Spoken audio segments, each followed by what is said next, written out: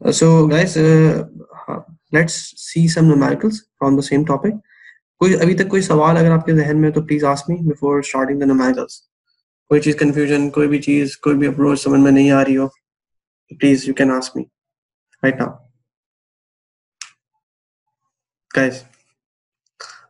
और एक रिक्वेस्ट थी कि वो स्लाइड्स जी मैं अब स्लाइड्स जैसे ही खत्म होगा lecture, because this is the last, we will be solving two numericals in this class. और उसके फौरन बाद मैं आपकी स्लाइड्स अपलोड कर दूंगा और इसका ही मैं रिकॉर्डिंग वो भी डाल दूंगा. Don't worry about it. कोई और सवाल आपका हो तो इस टॉपिक से रिलेटेड मैंने अभी पिछली क्लास में डिस्कस किया है, तो प्लीज पूछ लो ताकि हम पे नुमेरिकल स्टार्ट करते हैं guys. No sir, no question. कोई सवाल नहीं है? Sir Okay. सवाल शो कर दें. No sir. सवाल नजर नहीं आ रहा आपको? स्क्रीन नजर नहीं आ रही? सर आगे सर. तो प्लीज कंसंट्रेट कीजिएगा. इन सवालों में दो तीन डिफरेंट कॉन्सेप्ट लगेंगे आपके. आपके एनर्जी बैलेंस भी लगेगा, मोमेंटम कंजर्वेशन मोमेंटम भी लगेगा, और then you will be solving coefficient of restitution. So हम सवाल देखते हैं. मुश्किल सवाल नहीं है, बट प्लीज थोड़ा सा कंसंट्रेट कीजिएगा. कोशिश करेंगे आपको मेरे साथ साथ चलें, ठीक है. एक एग्जांपल देखते हैं.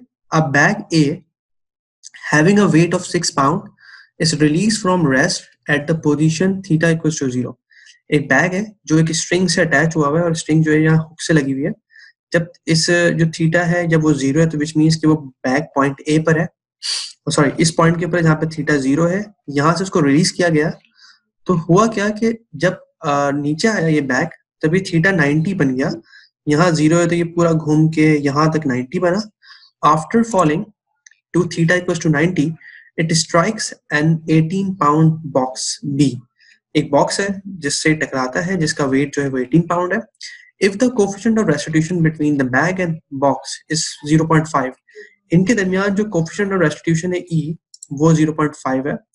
Determine the velocities of the bag and box just after the impact. Impact के बाद इनकी velocities कितनी होगी? What is the loss of energy during the collision? और कितनी एनर्जी लूज हुई है या जाय हुई है जब कोलिजन हुआ है. सवाल समझ में आ गया? एक बैग है जो हुक से लगा हुआ है, इसको आपने यहाँ से ड्रॉप किया, जहाँ से ड्रॉप किया वहाँ वो स्ट्रेट लाइन है, हॉरिजॉन्टल लाइन है, या फिर कह लो कि एंगल थी 0 है. जब उसने आके इस बॉक्स बी को हिट किया तो एंगल जो है वो 90 डिग्री बन गया. बॉक्स बी जो है वो इनिशियली रेस्ट में है. इनके दरमियान जो कोएफिशिएंट ऑफ रेस्टिट्यूशन है इसको हम ई कहते हैं, because E is the basically the ratio of the two velocities. यहाँ पे जो ई का फॉर्मूला है हम इसी को इस्तेमाल करेंगे. यहाँ पे बी जो है वो बॉडी 2 है, ए जो है बॉडी ए है 1 है. And then you need to find the velocities of the bag and box after the impact. Initial velocity और आफ्टर इम्पैक्ट वेलोसिटीज हमें चेक करनी है. सो सबसे पहले हम ये देखते हैं कि क्या ये सेंट्रल इम्पैक्ट है या ये ऑब्लिक इम्पैक्ट है. देखिए लाइन ऑफ इम्पैक्ट जो है वो ये लाइन है. आप गौर करो कि बॉक्स की जो लाइन ऑफ इम्पैक्ट वो ये है, मगर जब ये बॉडी ए इस जहां से रिलीज करेंगे तो जब ये इसको टकराने से जस्ट पहले ये बिल्कुल इसकी स्ट्रेट लाइन है, मतलब बिल्कुल स्ट्रेट हो जाएगा. ठीक है, तो इट्स अ एग्जांपल ऑफ एक central impact, not a oblique impact. ठीक है, ये एक सेंट्रल इम्पैक्ट ही है. जब आप इफ यू कैन इमेजिन कि ए जो है जब उसको स्ट्राइक करेगा तो जैसे ही स्ट्राइक करने से जस्ट पहले ये बिल्कुल ऐसे होगा कि दो बॉडीज एक लाइन में स्ट्राइक कर रही है. अब इससे पहले हमें क्या करना है कि हमें वेलोसिटीज निकालनी है इम्पैक्ट से पहले की और इम्पैक्ट से बाद की. सवाल में तो ये है कि हमें इम्पैक्ट के बाद की निकालनी है, बट उसके लिए हमें पहले इम्पैक्ट से पहले की वेलोसिटी मालूम करनी पड़ेगी.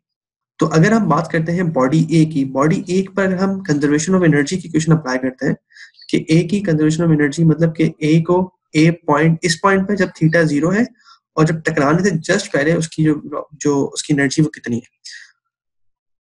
अगर मैं यहाँ डाटम यहाँ बनाता हूँ, व्हाट वुड हैपन कि पॉइंट बॉडी ए जो है वो इनिशियली 0 काइनेटिक एनर्जी 0 है, इसकी टी नॉट 0 है, और जो उसकी जो पोटेंशियल एनर्जी है वो भी 0 है, बिकॉज हम डाटम यहाँ सेट कर रहे हैं. यू कैन सी है, can you see it? This line is the data for body A. अब इनिशियली इसकी बात ना काइनेटिक एनर्जी है ना पोटेंशियल एनर्जी है, बिल्कुल 0 डाटा, बिल्कुल 0 एनर्जी है. जब ये पॉइंट 1 पे I just before the striking of body B, तो काइनेटिक एनर्जी कितनी हो गई इसकी? हाफ m v a 1 का स्क्वायर. मैंने a का मतलब क्या है? बॉडी है. 1 का मतलब ये है कि स्ट्राइक इम्पैक्ट से जस्ट पहले, इम्पैक्ट से जस्ट पहले क्या होता है, हम 1 कहते हैं ना इम्पैक्ट से पहले, बिफोर द इम्पैक्ट, तो हमने VA1 स्क्वायर कर दिया माइनस 6 पाउंड्स, इसको हम mg कहते हैं, that's the weight of the body. और 3 फीट नेगेटिव क्यों है, बिकॉज अगर डेटम यहाँ पर डेटम से नीचे की तरफ जा रहा है, तो 0.0 और 0.1 के दरमियान अगर हम एनर्जी बैलेंस लगाते हैं तो we got the in the velocity of the body A just before it strikes the box B। जी समी। सर ऐसा कैसे हो सकता है कि काइनेटिक भी 0 हो इस पॉइंट पे और पोटेंशियल भी 0 हो? ऐसा कैसे नहीं हो सकता सर? पोटेंशियल तो वहां पर होगी, काइनेटिक 0 होगी। Yes sir. देखो इट ऑल डिपेंड्स कि आपका डेटम क्या है दोस्त। ओके, हाँ सर, डेटम पे यही होता है। Let me just give you an example. मिसाल के तौर पर अगर मैं अपने जमीन फ्लोर के ऊपर एक चीज रखता हूँ और छत पे ले जाता हूँ, तो अगर मेरा डेटम जमीन पर है, फ्लोर पर है, और छत जो है वो मैं उसको मूव कर रहा हूँ, बॉक्स के ऊपर ले जाता हूँ, मैंने उस पर पोटेंशियल एनर्जी भी आ गई उसके अंदर और काइनेटिक एनर्जी 0 है because it's not moving, right. और क्या जमीन के ऊपर उसकी काइनेटिक एनर्जी और पोटेंशियल एनर्जी हो सकती है? हो सकती है, बट अगर आपको उसके लिए डेटम बदलना पड़ेगा। It all depends upon datum, आपका रेफरेंस पॉइंट क्या है। तो अगर मैं इस पॉइंट को रेफरेंस मान लेता हूँ, तो इस पॉइंट पर बॉडी रुकी हुई है, काइनेटिक एनर्जी 0, और यही डेटम है तो पोटेंशियल एनर्जी भी 0 because there is no H. That's pretty basic, right? नहीं समझ आया? सर मैं तो समझ गया। सर मैं भी समझ गया। ओके, देखो अगर मैं ये डेटम इसे मान रहा हूँ ना, डेटम इसे मान रहा हूँ पॉइंट O पे, 0 पे, तो पोटेंशियल एनर्जी कितनी होगी? डेटम पे क्या होती है? 0 होती है ना। और काइनेटिक एनर्जी कितनी? 0 क्यों है? बिकॉज वो रुका हुआ है। अब वो जब नीचे आया, डेटम से नीचे आ रहा तो आपने पोटेंशियल एनर्जी को नेगेटिव कर दिया और काइनेटिक एनर्जी जो है वो कुछ ना कुछ होगी, और for that you need to find the velocity. तो वेलोसिटी हमने कितनी निकाली?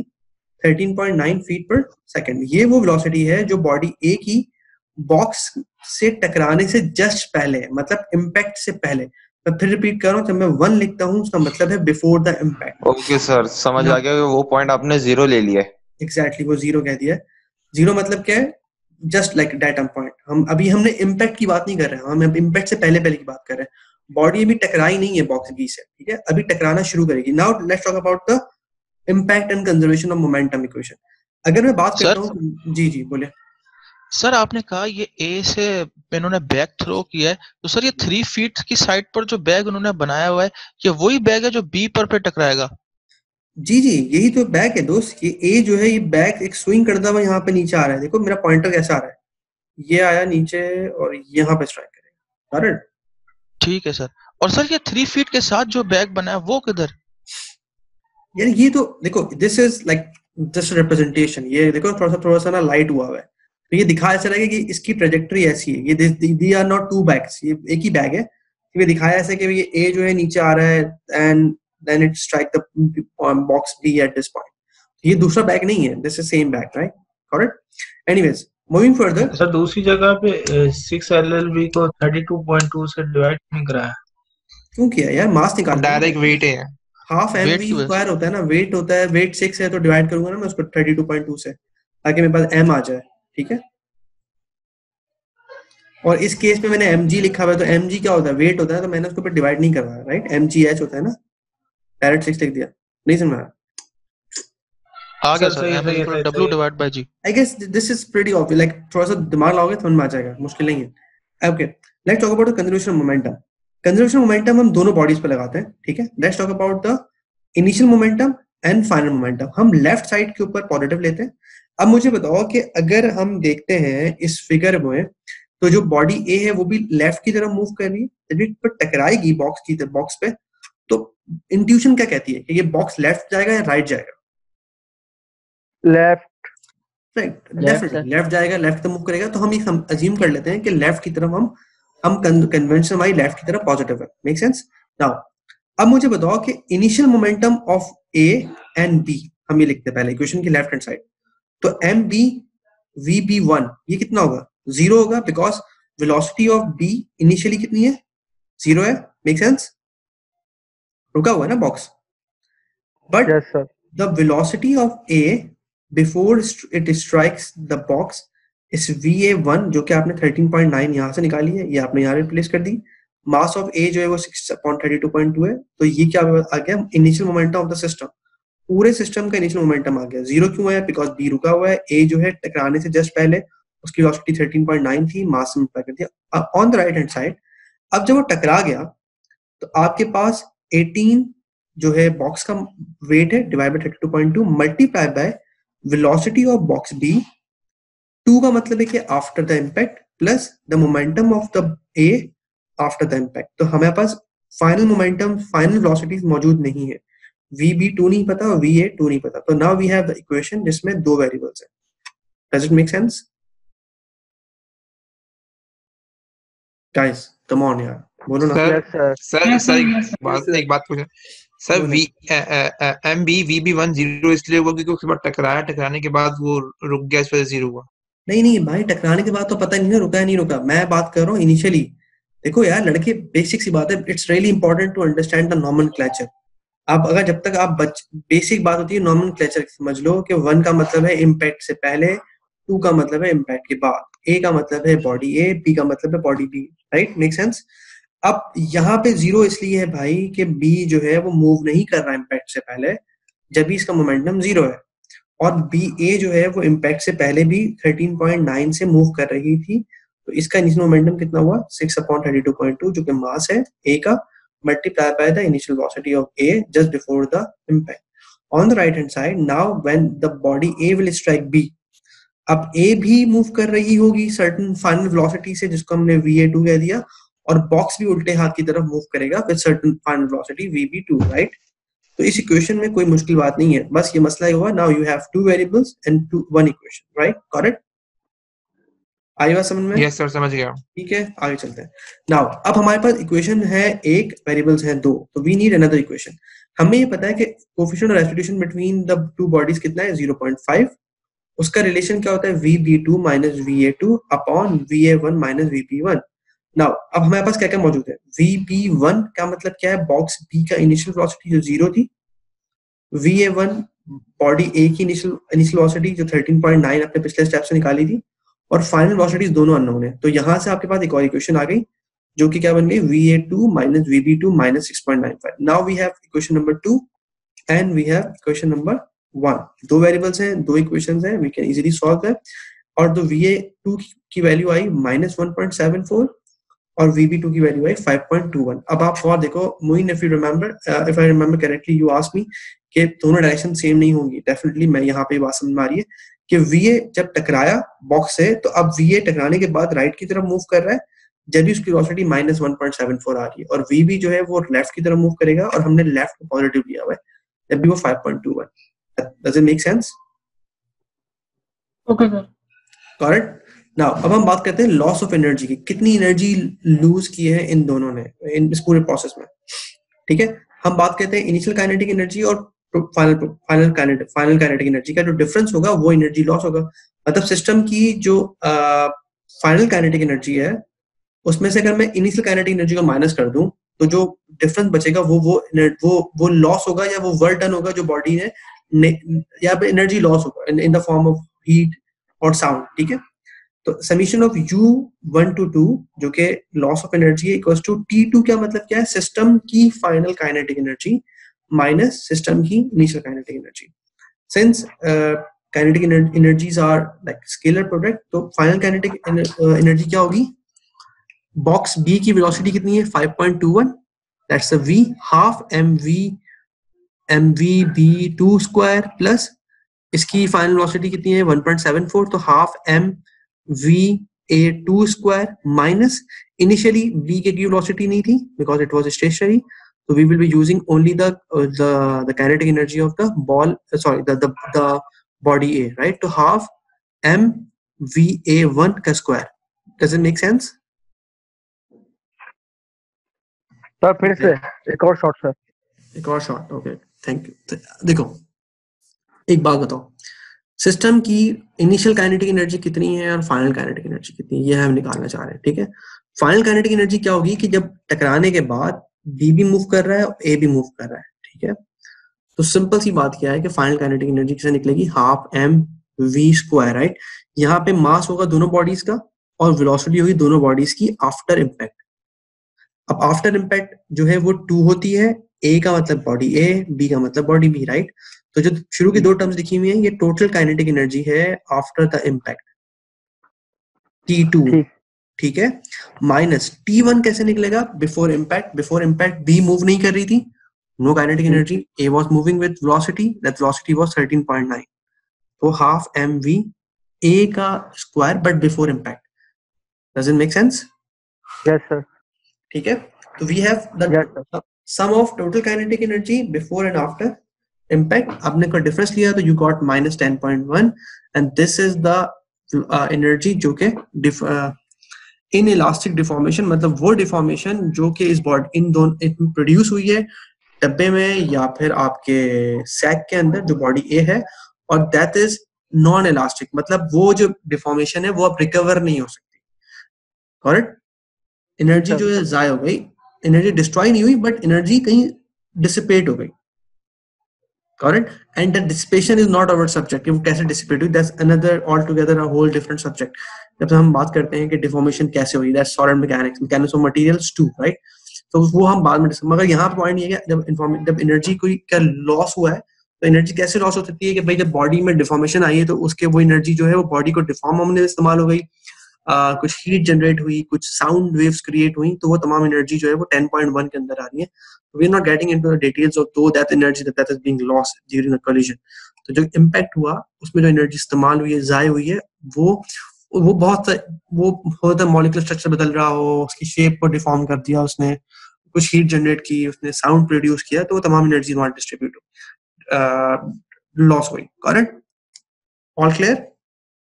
यस सर हम आगे चलते हैं। ये न्यूमेरिकल जो है 15.10 ये मैं डिस्कस क्लास में नहीं करूंगा।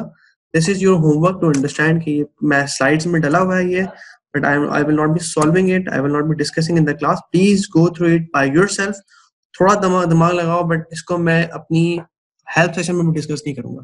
Please go through it by yourself, कोशिश कीजिए समझने की खुद से, ठीक है? ये एग्जाम्पल है बुक की, मैं इसमें तमाम वो कॉन्सेप्ट जो हमने पहले पढ़े हैं वही इस्तेमाल किए हैं, और हमने अभी जो कॉन्सेप्ट पढ़ा है रेस्टिट्यूशन का और इम्पल्स का वही इस्तेमाल हुआ है, तो मैं इसको डिस्कस नहीं कर रहा। प्लीज इसको खुद कीजिएगा, and I insist you guys to please spend some time on this numericals to understand the concepts.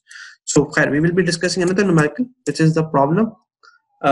This states that a 10 kg block A is released from rest 2 meters above the 5 kg plate. ठीक है, एक 10 kilo का block ए है, वो 2 metres above से छोड़ा जाता है। एक प्लेट है जिसका मास जो है 5 kg है, which can slide freely along the smooth vertical guide CB and DE. एक स्लाइड्स है उसमें ये प्लेट P लगी हुई है और वो नीचे की तरफ जा सकती है। Determine the velocity of the block and the plate after the impact. Impact के बाद की velocity निकालनी है। The coefficient of restitution is 0.75. Also find the maximum compression of the spring due to impact. The spring has an unstretched length of 600 millimeters. अच्छा, अब इसको समझ लेते हैं। This is really important. अच्छा, यहाँ पे गलती हुई भी कि डेटम यहाँ पर नहीं, डेटम यहाँ पर है, ठीक है? डेटम जो है वो BD पे बना हुआ है, यहाँ पे नहीं बना हुआ, मैं को सही कर लूंगा। सही है। लेट्स फर्स्ट अंडरस्टैंड कि कौन कौन से पॉइंट्स है। पहला पॉइंट क्या है कि जो बॉक्स है वो यहाँ पर पॉइंट 1 पर रखा हुआ है, ठीक है? पॉइंट 1 पे बॉक्स की वेलोसिटी कितनी है? VA1 0 है, मास उसका m है, और जो पॉइंट 2 पे जो प्लेट की वेलोसिटी है, सॉरी जो प्लेट वेलोसिटी इनिशियली कितनी है? 0 है, उसका मास गिवन है आपके पास। अब वो कह रहा है कि जब बॉडी ए इस पर टकरा रही है तो इस पर टकराने के बाद ये थोड़ा सा नीचे जाएगा, ठीक है? नीचे जाने के बाद इसने कितना नीचे गया? ये S मैक्स नीचे गया, ये क्योंकि स्प्रिंग अटैच हुआ हुआ है, और स्प्रिंग अटैच जब नीचे गया तो अब आपको फाइनल वेलोसिटी निकालनी है इस प्लेट P की, और आपने कंप्रेशन निकालना है मैक्सिमम। सवाल समझ में आ रहा है? यस सर ओके, ये सवाल थोड़ा सा ट्रिकी है, प्लीज गौर से देखिएगा। तो पहले हम देखो, पहले हम बात करते हैं, पहले हम निकालते हैं कि जो वेलोसिटी है वो कितनी है। अच्छा, यहाँ पे पॉइंट 1 का मतलब क्या है? Initial point of body A. Point 2, अबे हमें निकालना है velocity of the block A just before it strikes the plate P, ठीक है? तो अगर मैं ए पर एनर्जी बैलेंस लगाता हूँ तो ए की जो काइनेटिक एनर्जी है वो कितनी है, 0 है, बिकॉज वेलोसिटी 0 है, 0 आ गई। इस पॉइंट पर इसकी पोटेंशियल एनर्जी कितनी है, mgh, h कितनी है 2, because datum is at point P, ठीक है। तो इसकी initial kinetic energy, potential energy जो है वो mgh हो गई। On the right hand side VA2 का मतलब यहाँ पर यह है कि just before it strikes the plate P, और यहाँ पे इसकी पोटेंशियल एनर्जी 0 क्यों हो रही है, बिकॉज डेटम हमने यहाँ पे सेट किया हुआ है। तो यहाँ पे हमारे पास जो वेलोसिटी आ रही है VA2, इसका मतलब क्या है कि ये अभी इम्पैक्ट से पहले की वेलोसिटी है। 2 का मतलब यहाँ पे सिर्फ ये लिया गया है कि अगर मैं इनिशियल पॉइंट को 1 कह रहा हूँ तो इम्पैक्ट से जस्ट पहले मैं पॉइंट 2 कह रहा हूँ। Does it make sense guys? Yes sir. ठीक है, 1 का मतलब है इस पॉइंट पे, 2 का मतलब है स्ट्राइक करने से पहले। नाउ अब हम बॉडी को स्ट्राइक कराते हैं। बॉडी ने जैसे ही स्ट्राइक किया तो अब हम लगाते हैं कंजर्वेशन ऑफ मोमेंटम। 2 का मतलब है स्ट्राइक से पहले और 3 का मतलब है स्ट्राइक के बाद, ठीक है। तो MA 10 था, VA2 6.2 आई। अच्छा, जो प्लेट P है इसका जो मास है वो तो गिवन है, बट इसकी वेलोसिटी कितनी है इनिशियली, 0, बिकॉज प्लेट रुकी हुई है ना स्ट्राइक इम्पैक्ट से पहले। इम्पैक्ट के बाद क्या हुआ, वेलोसिटी ऑफ A जो है उसको हम VA3 कह देते हैं, जो कि अब टकराने के बाद की है, और जो VP है जो कि प्लेट की सेकंड वेलोसिटी है वो कितनी बन गई आपके पास, वो अननोन है, ठीक है।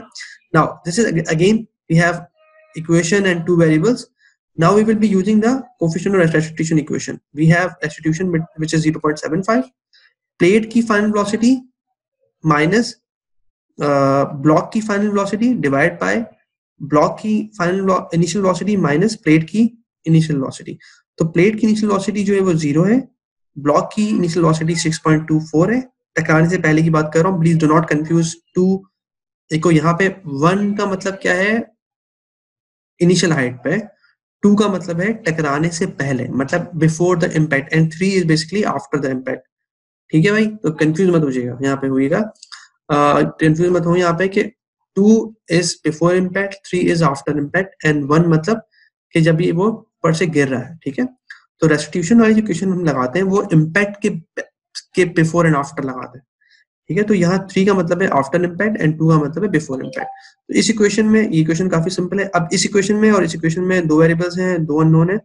यहाँ गलती ये है कि यहाँ पे VP3 आना चाहिए था, यहाँ पे 2 लिखा हुआ है, तो ये गलती है, यहाँ पे ये 3 है और 2, ठीक है। तो हम 1 और 2 को यहाँ मिसप्रिंटिंग है, तो प्लीज मेक श्योर दैट यहाँ कंफ्यूज मत होइएगा कि ये VP3 है, because this is after the impact. तो यहाँ पे गलती है, मैं फिर कह रहा हूँ, दिस इज मैं यहाँ मेंशन कर दूंगा कि यहाँ गलती क्या है। सो खैर, इस इक्वेशन में VP3 लिखा हुआ है, VA3 है, VP3 and VA3, 2 equations, 2 variables. तो यहाँ पे आपके पास इक्वेशन आ गई 2.6 and 7.3. These are the two velocities of the body and the spring. Got it? कोई मसला? Guys? No sir. Okay, great. अच्छा, this part is a bit tricky. ये देख लेते हैं। हमें निकालना है maximum deflection in the spring. Spring में कितनी डिफ्लेक्शन हुई।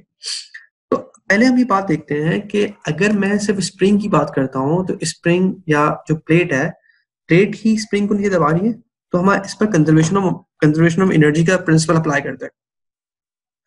तो जो आपके पास फाइनल जब इम्पैक्ट हुआ वो नीचे की तरफ गई, तो आपके पास जो वेलोसिटी निकल के आई थी, जो काइनेटिक एनर्जी, वो कितनी है, 7.3, right. This is the velocity of the plate. इसकी काइनेटिक एनर्जी कितनी है, इम्पैक्ट के बाद की बात कर रहा हूँ, ठीक है। 1.2 mp mass of the plate, VP3 square, this is the kinetic energy. अब उस वक्त जो पोटेंशियल एनर्जी थी वो कैसे निकलेगी, दिस इज रियली इंपॉर्टेंट, ये हम देखते हैं। देखो, ये बताओ कि पोटेंशियल एनर्जी 2 तरह की होती है। पहली एनर्जी होती है ड्यू टू द पोजीशन, और दूसरी एनर्जी होती है due to the spring constant. Remember, हमने बात डिस्कस की थी पहले वर्क एनर्जी के चैप्टर में। Yes sir. एनर्जी 2 तरह की होती है, एक होती है ड्यू टू द पोजीशन और एक होती है due to the spring, elastic. Exactly, elastic potential energy. तो जो VG का मतलब है ग्रेविटेशनल एनर्जी 3। अब देखो, अगर आप गौर करो कि यहाँ पे जो फिगर थी, इनिशियली ये यहाँ से नीचे की तरफ आया तो इसने अपनी पोजीशन बदली। इनिशियल तो यहाँ पे आपके पास 5 mass of the plate into gravity into S max. This is the potential energy plus this is the spring potential elastic energy half k. अच्छा ये 0.6 minus 0.45 कैसे लिखा? ये x square होता है if you remember, right? Spring की जो unstretched length थी वो 0.6 है, but in spring initially he compress हुआ है. कितना कंप्रेस हुआ है? 0.45. मतलब स्प्रिंग टकराने से पहले भी अपने अंदर कुछ पोटेंशियल एनर्जी रखता है. ये बात समझ में आ रही है? Yes sir. एक स्प्रिंग है, उसको मैं पहले से ही कंप्रेस किया हुआ है, उसकी इनिशियल लेंथ 0.6 थी, मैंने कंप्रेस कर दिया 0.45. अब उसके ऊपर कोई चीज टकरा रही है तो इनिशियली उसकी पोटेंशियल इलास्टिक पोटेंशियल एनर्जी कितनी होगी? हाफ के एक्स स्क्वायर. अब एक्स कैसे निकलेगा? 0.6 माइनस 0.45 का square. Does it make sense? सही. तो वर्क का फॉर्मूला है ना स्प्रिंग के. तो एग्जैक्टली आप एनर्जी बैलेंस लिख रहे हैं ना, कंजर्वेशन ऑफ एनर्जी में वर्क बैलेंस, वर्क तो आएगा, वर्क आएगा या एनर्जी आएगा, तो वर्क की का ही फॉर्मूला है. बिल्कुल एग्जैक्टली. मतलब इसके अंदर इतनी इलास्टिक पोटेंशियल एनर्जी स्प्रिंग में पहले से मौजूद है. ठीक है? ठीक सर. अच्छा, अब हम बात करते हैं राइट हैंड साइड की. बात करते हैं कि अब वो कितना नीचे जा रहा है. तो अब इस वक्त जब वो नीचे चला गया तो इस वक्त काइनेटिक एनर्जी 0 हो गई, तो आके वो रुकेगा. प्लस इसकी पोटेंशियल एनर्जी भी ड्यू टू द पोजीशन 0 है, बिकॉज यहाँ पे हमने जो डेटम सेट किया हुआ है वो फाइनल पोजीशन में सेट किया हुआ है. ठीक है? पोटेंशियल एनर्जी भी 0 हो गई, और जो ईयरली एनर्जी 0 नहीं थी बिकॉज वो ऊपर था. ठीक है? हम नीचे डेटम सेट कर रहे हैं हम प्लेट के ऊपर. प्लस हाफ ये के. अब ये समझ लो, देखो ये चीज इंपॉर्टेंट है. एस मैक्स जो कि नीचे आया और उसमें कुछ पोटेंशियल एनर्जी वाली फैक्टर पहले से मौजूद था. तो दिस इक्वेशन इज इंपॉर्टेंट कि यहाँ पे ईयरली टर्म लिखिए हाफ के एस मैक्स जो कि वो नीचे आया, और ईयरली टर्म क्या बता रही है कि उसमें इतना डिफ्लेक्शन पहले से मौजूद था. ठीक होगी बात? तो ये पूरी टर्म फाइनल इलास्टिक एनर्जी बता रही है. अब इस पूरी इक्वेशन में आपके पास सिर्फ एस मैक्स अननोन है with the square term, and when you solve it you will get the positive root. जो नेगेटिव रूट है आप कैंसिल कर देंगे. तो दिस इज 0.32 और 320 मिलीमीटर. इसमें टोटल मैक्सिमम डिफ्लेक्शन हुई है. ठीक है? इसमें सवाल में किसी को कोई इशू तो प्लीज आस्क मी. सर 0.6 वाला समझाते हैं स्टेप, वो जो लास्ट स्टेप था 0.6 माइनस 0.45 वाला. Yes sir. या ये वाला? यार ये वाला सर कोई भी समझा दे, बस ये चीज समझा दें जो दो ब्रैकेट्स थी. देखो ये क्या बता रहा है कि देखो एक स्प्रिंग है, उस स्प्रिंग की कुछ पोटेंशियल एनर्जी, स्प्रिंग की जो अनस्ट्रेच लेंथ थी ना वो 0.6 थी. ठीक है? आप फिगर में देखो कि स्प्रिंग 0.6 पर नहीं है, स्प्रिंग 0.45 पर है. ठीक है? मतलब स्प्रिंग के अंदर पहले से कुछ इसको आपने कंप्रेस करके एनर्जी स्टोर कर दी. That is reflected here initial. ठीक है? हाफ के इनिशियल इलास्टिक एनर्जी जो डिफ्लेक्शन की वजह से आ रही है. ठीक है? Make sense? अब जब वो नीचे की तरफ गया तो अब उसके अंदर और एनर्जी स्टोर हुई है. अब ईयरली टर्म तो मौजूद है ही, बट आपने एस मैक्स भी डाल दिया उसके अंदर. क्लियर है बात? सर तो ये एक्स स्क्वायर के अंदर ही आएगा ना एस मैक्स? जी जी जी, ये स्क्वायर क्योंकि जी अंदर ही लिखा हुआ है. अच्छा सही है. अंदर ही लिखा हुआ है. ये देखो लिखा हुआ क्या है? S max plus 0.6 minus 0.45. इसका होल स्क्वायर लिखा हुआ है. अब आपके पास इक्वेशन में क्या है? एक वेरिएबल है और you can solve it by solve. ठीक है भाई? तो आई होप कि सवाल क्लियर हो गया होगा आपको. हम आगे चलते हैं. This is oblique impact. ये लास्ट टॉपिक है चैप्टर का.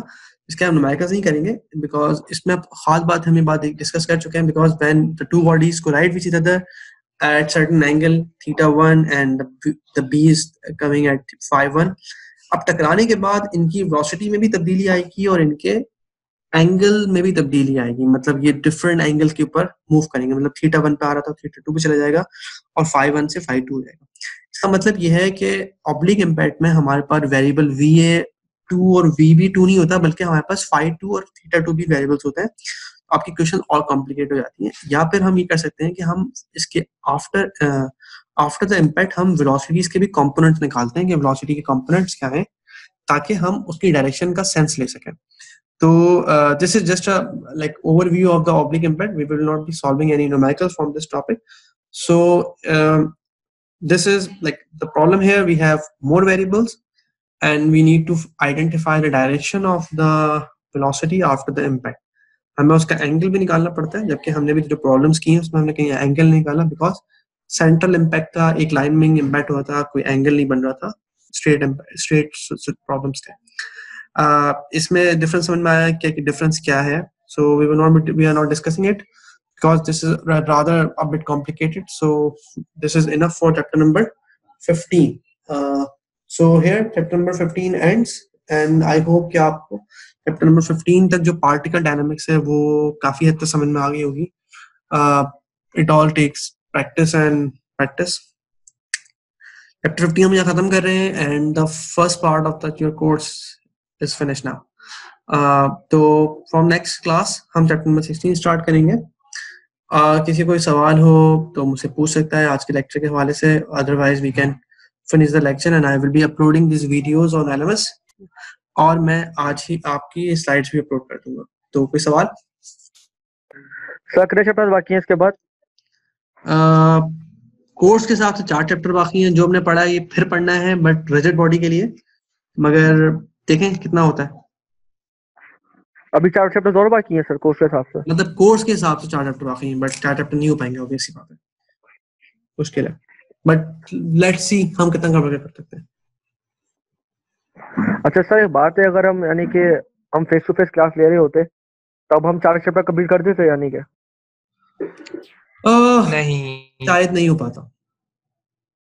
चले फिर तो और अच्छा हो गया ऑनलाइन में. तो सही है. अब देखो इम्पोर्टेंट बात, अच्छी बात ये है कि हमने चीजें कवर भी कर ली और आपके पास टाइम खुद है चीजों को खुद देखने का, आप बाद में देख सकते हैं. ठीक है, that's best thing about this. तो प्लीज मैं फिर कह रहा हूँ कि भाई इस तमाम, देखो मैं चैप्टर नंबर 12 से चैप्टर नंबर 15 तक हमने 4 चैप्टर कवर किए हैं. इसमें आपने गौर किया होगा कि हमने ज्यादा चीजें नहीं की, हमने मुश्किल से 5 से 6 कॉन्सेप्ट ही हैं जो कि बस सिर्फ उनकी एप्लीकेशन थोड़ी सी कॉम्प्लिकेट होती है, वरना अदरवाइज जो रिलेशंस हैं, फॉर्मूलाज हैं, वो सबके सब सेम है. एनर्जी बैलेंस लगा रहे हैं आप, कंजर्वेशन मोमेंटम लगा रहे हैं आप, काइनेमैटिक्स की इक्वेशंस लगा रहे हैं आप, फोर्स की इक्वेशन लगा रहे हैं, सेंट्रीपिटल एक्सेलरेशन, दैट्स इट. और आई एग्री, बट सवाल मुश्किल जरूर है, बट जो कॉन्सेप्ट है यार जो वो इतना ज्यादा नहीं है. कॉन्सेप्ट 4-5 ही है, ठीक है, बट आपने उनको लगाना आना चाहिए. एंड वो कैसे होगा जब तक आप प्रैक्टिस नहीं करेंगे. प्लीज प्रैक्टिस कीजिए, हर सेक्शन के 2-3 न्यूमेरिकल्स कीजिए, जो एग्जाम्पल्स सवाल बुक में है उनको जरूर देखिएगा, बहुत अच्छी एग्जाम्पल्स हैं. उसके बाद उस टॉपिक के 2-3 न्यूमेरिकल खुद ट्राई कीजिए, चाहे टाइम लगे आपको, बट उससे बहुत फायदा होगा आपको कि आप जब सॉल्व करेंगे खुद से विदाउट सीइंग द सॉल्यूशन, तो आपको एक कॉन्फिडेंस आएगा. एनीवेज कोई सवाल अभी तक का? If you have any feedback till now, I am all ears. Sir question number 1 निकालना जो आपने भी कराया था सबसे पहले, उसमें ना 13 पॉइंट जिसकी VA आ रही थी, तो मैं दिखाया जरा, उसमें एक चीज मसला आ रहा है मेरे पास, माइनस साइन में -13 आ रहा है उसका आंसर. क्या ये सवाल सर और इसका और पीछे एक बैक करें.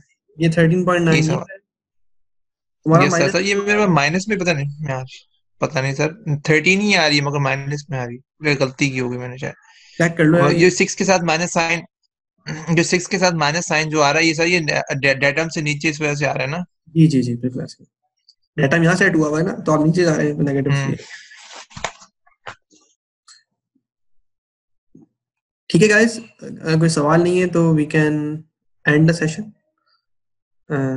आई होप कि आपको चीजें क्लियर हो गई होंगी.